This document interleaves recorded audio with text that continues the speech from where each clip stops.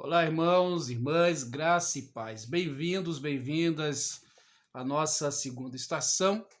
Estamos no estudo 2, né? Estamos aí estudando doutrinas bíblicas, algumas doutrinas, e na semana passada vimos sobre os atributos de Deus, e hoje, ou essa semana, estudamos aí sobre cristologia, ou estudamos sobre a pessoa de Jesus Cristo. Você percebeu aí, o estudo é resumido, pois não dá para a gente basear um estudo desse de forma condensada e aprendermos tudo. Por isso, se você não fez a classe Cristologia, tem toda uma apostila só sobre isso. Quem sabe aí, tendo alguns inscritos, nós podemos. O próximo estudo da estação pode ser esse. Tá? Fica aí a dica para você colocar aí é, no grupo, tá? Quem sabe você coloca lá, eu quero estudar Cristologia, e a gente prepara esse material para a estação, tá? A estação que vai acontecer agora só em 2023. Mas vamos lá. O estudo começou com Mateus, capítulo 16, verso 13 a 16, muito, mas muito conhecido de todos nós. É um texto clássico da igreja que Jesus diz o seguinte, né? O evangelista Mateus, escrevendo sobre Jesus, vai dizer no verso 13: Tendo chegado às regiões de Cesareia de Filipe, Jesus perguntou aos discípulos: Quem os homens dizem que ser o filho do homem?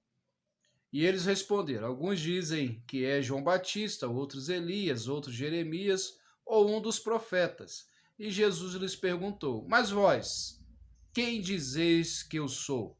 E respondeu Simão Pedro: Tu és o Cristo, o Filho do Deus vivo. Declaração linda do apóstolo Pedro, mas quero destacar aqui alguns pontos. Você já estudou aí durante a semana essa revista, esse estudo. Então, só para refrescar e trazer algo interessante, Jesus ele não estava preocupado com a aprovação das pessoas, pelo contrário, tá? Jesus sabia muito bem quem ele era.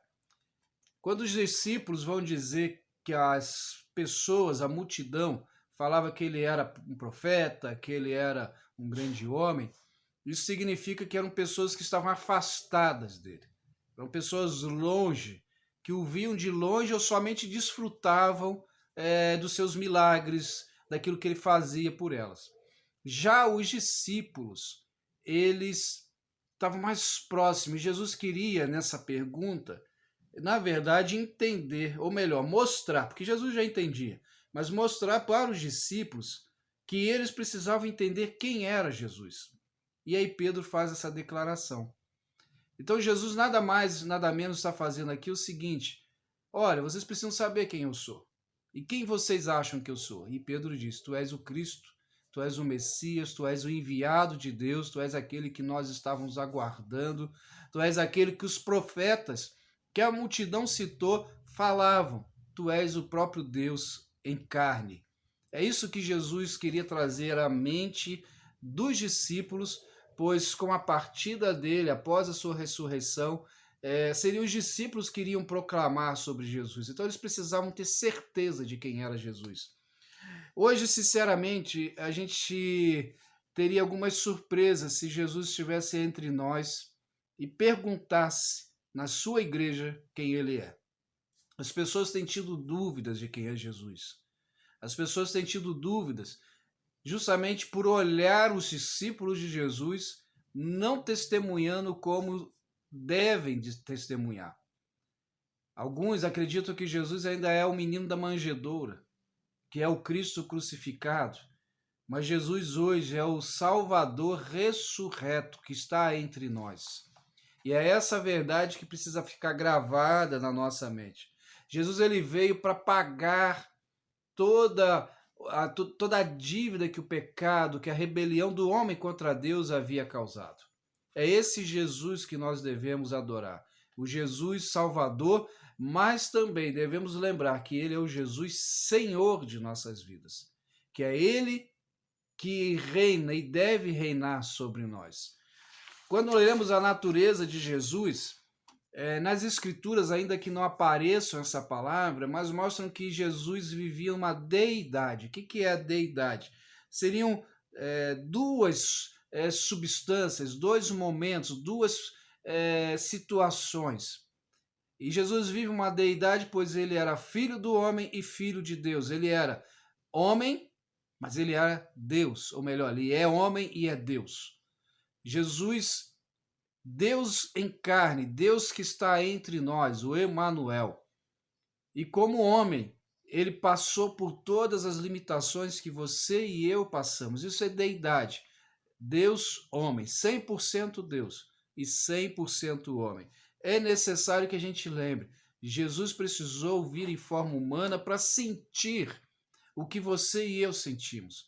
Pois se ele viesse como Deus somente, ele não sentiria, ele não saberia o que é o homem sem o próprio Deus. Pois não há lógica, como que é Deus sem Deus? Então, o Jesus como homem, ele teve empatia, ele foi o único que passou 100% a conhecer e a viver a empatia. Empatia é se colocar no lugar do outro, mas nós somos limitados. Então, nós, na empatia, nós pelo menos tentamos sentir o que o outro está sentindo devido às nossas vivências. Como pai, eu nunca vou poder dizer para um pai que perdeu um filho que eu sei o que ele está passando. Eu não sei, eu não perdi um filho. Mas eu imagino a dor que é perder o filho. Isso é a empatia. Mas Deus, através de Jesus, ele teve 100% de empatia. Ele sabia o que era o homem sem Deus. Quando Jesus está na cruz, eu acho linda essa frase, essa expressão de Jesus, e ele olha e diz: Pai, por que me desamparaste? Ali, Deus virou as costas não para Jesus, mas para o pecado a qual Jesus estava pagando, seu e meu. E naquela fala, ele está dizendo: agora entendi o que é o homem sem Deus. É um homem que se sente abandonado. O inimigo, o diabo, nunca poderia acusar Deus de dizer que Jesus pagou um preço que ele não sabia como que era esse preço, porque Jesus sabia, Jesus sentiu o peso. Jesus sentiu o peso do pecado, a ponto de orar pedindo que passasse dele aquele cálice. Mas ele fez a vontade do Pai. Quando olhamos então Deus Pai, quando olhamos Jesus como Filho do homem, Filho de Deus, como você viu na apostila, no estudo, traz esse sentido de que ele viveu essas duas dimensões em uma pessoa só. Sendo Deus, porém limitado, dentro de um corpo humano, porque, por exemplo, hoje Jesus pode estar em vários lugares ao mesmo tempo, porque hoje ele subiu aos céus. Ele está aqui comigo nessa gravação, está aí com você ouvindo essa gravação. Ele está em toda parte do mundo. Mas enquanto estava aqui humanamente, cumprindo o seu ministério, ele não poderia estar em dois lugares ao mesmo tempo. Ele estava limitado. Mas ele tinha o poder dentro dele vindo de Deus. Por exemplo, quando ele ressuscitou Lázaro. Quando ele curou. Quando ele tocava as pessoas e elas eram curadas. Era o poder de Deus, o poder que ele tinha. Nos céus, esse ainda estava com ele.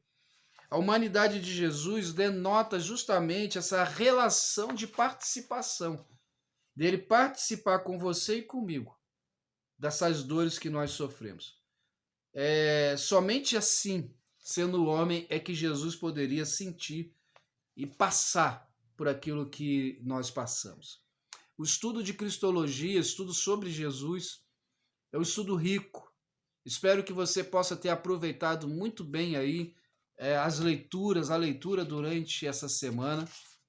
Fica aí a pergunta para você responder lá no grupo do WhatsApp da Estação 2, que é, olhando para Mateus 16, 15 a 16, e Jesus lhes perguntou: mas vós que dizeis que eu sou? Respondeu Simão: tu és o Cristo, filho do Deus vivo. Jesus está preocupado não com a aprovação das pessoas ao fazer essa pergunta aos discípulos, mas ele, na verdade, queria entender até que ponto os discípulos haviam entendido quem ele é. E aí a pergunta para você responder lá no grupo. E aqui na apostila.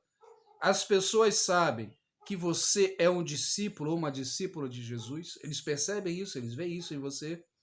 E como tem sido o teu contato com as pessoas que ainda não conhecem a Jesus?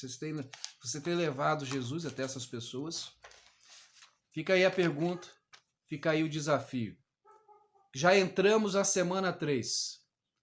Das 9 semanas que nós vamos viver a nossa estação, estamos na semana 3. E nessa semana, nós vamos estudar sobre conhecendo o Espírito Santo. No próximo estudo, vamos falar sobre a terceira pessoa da Trindade. Que Deus abençoe você, que Deus derrame graça sobre a sua vida. E bota lá, coloca aí no grupo a sua pontuação do seu crescimento espiritual. Deus os abençoe e até o próximo estudo.